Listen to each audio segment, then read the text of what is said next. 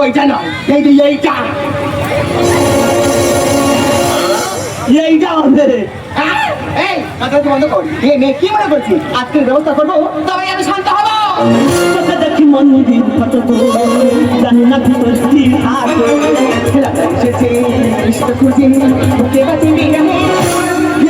ওরে এতদিন তো বাঁশি বাজে গেলি, তোর বাঁশির আওয়াজ শুনে মেয়ে কুত্তা ছাড়া আর কেউ আসেনি।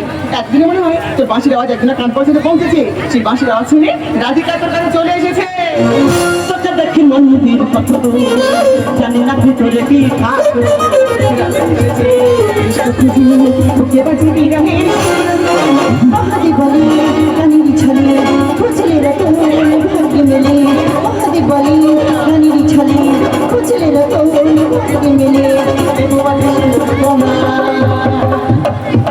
লটারি ভিকাবো আমি গামছারণে আমি দেখাবো কত আমার লটারি ভিকাবো আমি গামছারণে আমি দেখাবো কত আমার কারবার বন্ধ কর। মেয়ে কি মনে করছি একটা বাজে মেয়ে নষ্ট নেই চরিত্রহীন মেয়ে। আপনি কাকে বলছেন? আমি বাজে মেয়ে নষ্ট মেয়ে চরিত্রহীন মেয়ে? আপনি যদি আমার কথা শুনেন আপনি কেন? এখানে যতজন মানুষ আছেন সবাই চমকে যাবেন।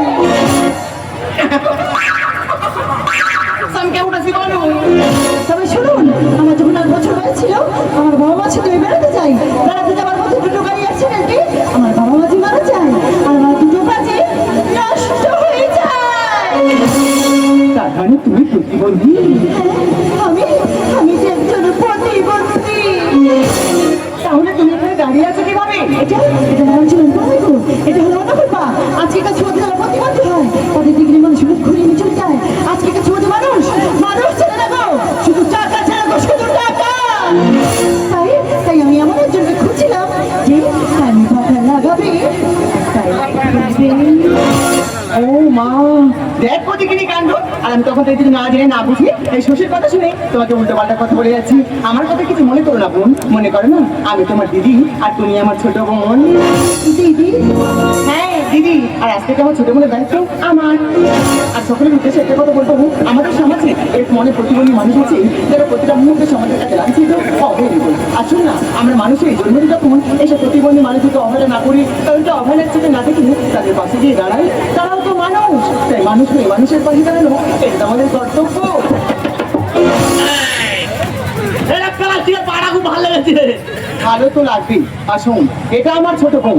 আজ থেকে আমি আমার ছোট বোনের দায়িত্ব তোমার উপরে দিলাম। আজ থেকে তুমি ওকে সময় মতো খাওয়াবে, সময় মতো স্নান করাবে, আর সময় মতো খুলবে। এই তুই যখন বাঘের গল্প করেনি বাঘ শুনে গেলে কোথায়? তুই কোন বাঘের কথা বলছিস? তুই কোন বাঘের কথা বলছিস? আমি তো সুমন বাঘের কথা বলিস তো। সে সুমন বাঘের বউ বকখালি ঘুরতে গিয়ে পাথর লেগে সুমনের পর তোর কানা হয়ে গেছে। আর ওর বউ ধরে ধরে এনে রাত্র করে সুমনের কাছে শুয়ে দিতে হয়। আর ওর বউ বুঝতে পারে না, অন্ধকারে আমার কাঠ কাঠ করে চুমকায়। এ একেবারে পাক্কা করে না, তুই তো মরণ হয় না। ওই বাঘের গল্প বন্ধ কর। আজ থেকে যে কাজটা দিয়েছি সেই কাজটা ঠিকঠাক করে হয়। যদি কোনো ভুল হয়েছে তুই তো আমাকে ভালো করে চিনি। তোর নাম শশী, আর তোর হারে বসে বাজাবো আমি হাসি।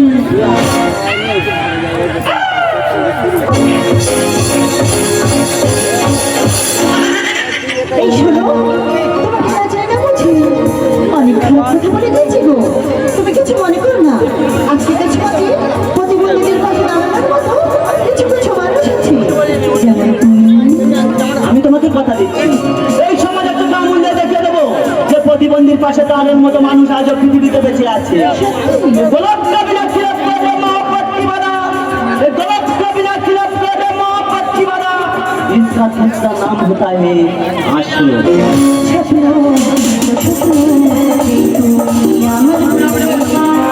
সত্যি এসো সত্যি একই ছিল কপালে স্বপ্ন, একই স্বপ্ন সেই তুমি আমার হলে। সত্যি সত্যি একই ছিল কপালে